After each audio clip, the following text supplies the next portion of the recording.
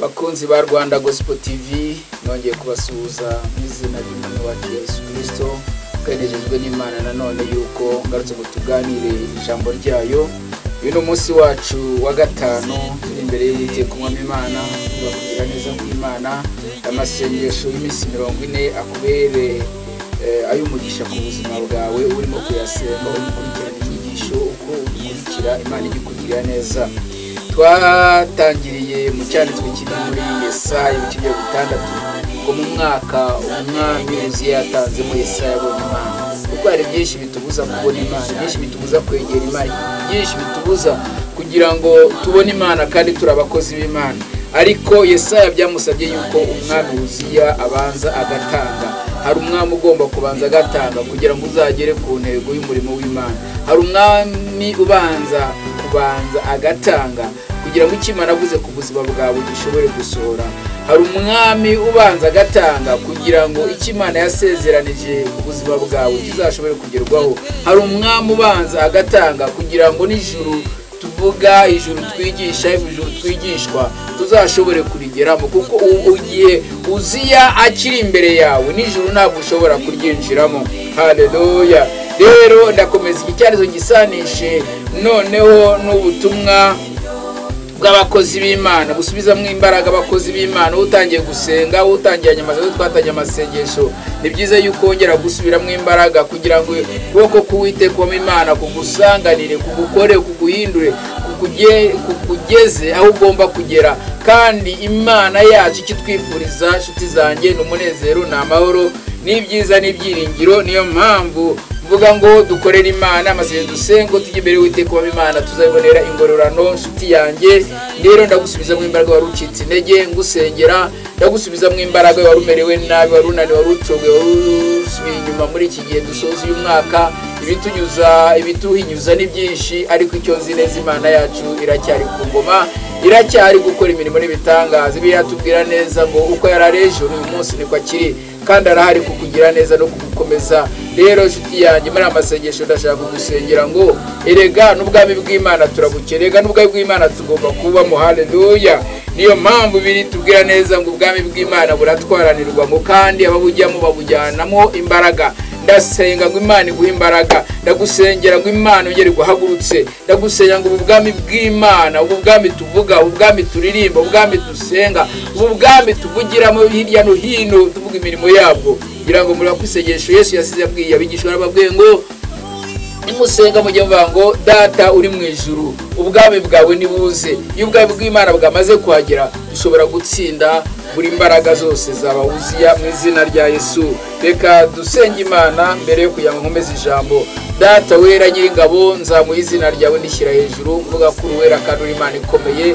Uranshoboje, ushoboje bene Data hirya no hino, abari mu gihugu cy'u Rwanda, muri East Africa, Afurika yose, isi yose. Mwami Imana, nibura umwe waravuze mu ijambo rye muri iki cyanditswe kiri muri Yesaya ngo ndatuma nde ninde wangendera. Mwami Imana, hari abahungu n'abakobwa bakugende bahagurutse kugira ngo bakoreshe muri iki gihe dushobore guhagarara mu mwanya wo kurwanya no kurwanira umurimo w'ubwami bwawe, bitari ku mbaraga zacu ahubwo kuboko kwawe gukomeye kuri ku bahungu n'abakobwa bawe.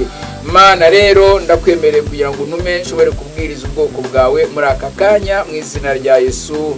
Amen. Rero nkuko nabivugaga, mbashimira abakunzi ba Rwanda Gospel TV, mbashimira abari kwicana, mbashimira abo dufatanyije kuri iyi groupe kugira ngo dushobore gusenga no kujya imbere y'Uwiteka w'Imana iminsi 40. Bizaba ari iminsi yuzuye ubuntu n'imbabazi, bizaba ari iminsi yuzuye kugirirwa neza, iminsi yuzuye ubutabazi, iminsi igiye abakozi bagiye guhagurukamo, iminsi irimo kuvomererwa bushyashya, iminsi yuzuye imbaraga n'amavuta zigiye kumanuka ku buzima bwa benshi kugira ngo bahinduke. Rero muri iki cyumweru ndabashaka kuba mvuga ngo ese muri mukora waruzi yuko Imana iteye kukugororera, ese waruzi ko amasengesho Imana iteye kuyakugororera, ese waruzi ko icyo ukora cyose Imana iteguye kuzakiguhembera. Abantu benshi bazi ko ibyo dukora birangiriye ahangaha, kandi bakamenya yuko niba wafashijwe ukagera birangiye. Ntabwo birangiye gusa, ahubwo umurimo dukora ni umurimo tuzahemberwa 100% muri iyi si, ndetse tukaba no mu ijuru tukazambara amakamba. Ndashaka rero kugunyuza ngo ujye kuri amakamba muri iyi minsi.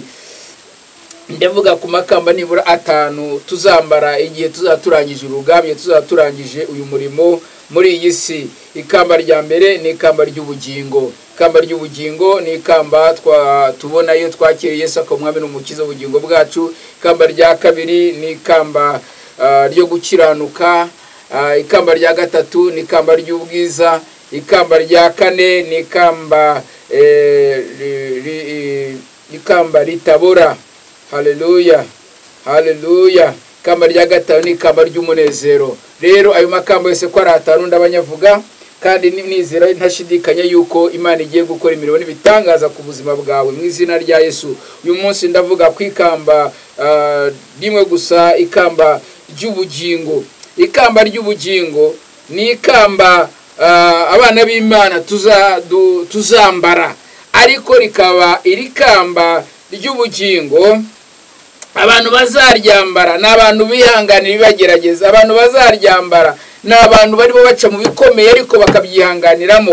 Abantu bazaryambara n'abantu bakunda Imana nubwo bikomeye. Abantu bazaryambara n'abantu bari imbere y'Imana kugera ku gupfa kwabo. Abantu bazaryambara ikamba ry'ubugingo. Ndari gukumbuza kugira ngo utangire urebe, kugira ngo utangire ukumbure. Ndavugana n'umuntu amaze kwakira Yesu akamwami n'umukiza w'ubugingo bwe. Rero iyo tumaze kwakira Yesu n'ubugingo, yari muri twebwe n'ubugingo, ariko muri ubwo bugingo, uko muri iyi nzira ugenda, uko muri iyi nzira ubayeho, uko muri iyi nzira imibereho y'ukubeshejeho, uko muri iyi nzira umugeragezwa, nagiye ngubwire ngo iri kamba urarikeneye kandi ukeneye kuriharanira mu izina ry'umwami wacu Yesu Kristo. Ni nayo mpamvu ugomba gushyiramo imbaraga. Nawe ngo muri Matayo 11:12 haravuga ngo uhereye mu gihe cya Yohana Umubatiza ukagera none ubwami bwo mu ijuru buratwaranirwa kandi intwarane zibugishamo imbaraga. Rero kugira ngo ubu nawe bintwarane nuko ugomba kuba uri muri ubwo bwami, kandi muri ubwo bwami none ukabona imbaraga zo kugira ngo uzashobore guhemberwa ibyo urimo kunyuramo. Haleluya, haleluya. Ndimo ndavugana n'umuntu uyu munsi wa none ukeneye ngo Imana ihindure ubuzima bwe, ukeneye ngo Imana igire ibyo ikora ku buzima bwe. Ni nayo mpamvu ndibuvuge icyanditswe nawe ko tuvuga ikamba rimwe gusa, ubundi tukavuga irikurikiyeho. Haleluya. Muri Yakobo ibice byaho igice cya mbere umurongo wa 12 ni ahantu mukunda gusoma cyane, murahazi. Haleluya. Haravuga ngo hahirwa umuntu wihanganira ibimugerageza, kuko namara kwemerwa azahabwa ikamba ry'ubugingo iry'Imana yasezeranije abayikunda. Haleluya. Nimumara kwemerwa muzahabwa ikamba ry'ubugingo. Iryo ni ikamba Imana yasezeranije abayikunda. Nshuti yanjye ndavugana nawe, iri kamba ndogira ngo uyu munsi nongeye ndigukumbuze, nkuko nzavuga ko amakamba 5, ariko uyu munsi ndavuga rimwe gusa, ikamba ry'ubugingo. Ntacyo byaba bikumara uyu munsi wa none gutunga imodoka za limuzine, kuba mu mashato, kugira ukagenda ushaka ukarya ibyo ushaka ariko ukabura ubugingo. Ndaguhamagarira nshuti yanjye, udafite ubugingo uri ni zero. Udafite ubugingo ntacyo ufite. Kandi agiye ngubwire ngo nyuma y'ubugingo nabwo kubwitwaramo, ubugingo tubuhabwa no kwakira Yesu Kristo. Ariko agiye ngubwire ngo hari abakristo twaba twarakiriye Yesu akamwami n'umukiza w'ubugingo bwacu, ariko wazagera mu ijuru ntuzabone n'ikamba ry'ibirere, ntuzabone n'ikamba ry'umushumi, ntuzagire na kimwe uhembwa, ntuzagire na kimwe ubona. Kubera iki? Kubera yuko imirimo yawe nibyo wowe nabyo byose byarakugerageje. Witotombera Imana, uva mu by'Imana, ariko nashaka uyu munsi nongere ngusubizemo imbaraga ngo humura, ngo abo bose ngo hahirwa umuntu wihanganira ibimugerageza. Urahirwa urimo kugeragezwa ariko ukihanganira ibirimo kukugerageza. Ngo Uwiteka umwami Imana aragusezeranya ngo kuko namara kwemerwa, reka mubwire hangana n'ibyo unyuramo kugeza igihe uzemererwa. Ngo kuko namara kwemerwa azahabwa ikamba ry'ubugingo iry'Imana yasezeranije abayikunda. Amen. Hari ikamba ugomba kwambara, hari ikamba twasezeranijwe. Iryo ni ikamba ry'ubugingo ryo kamba ngo kangure umunsi wongere wibuke ko wakire Yesu akomwami n'umukiza w'ubugingo bwawe.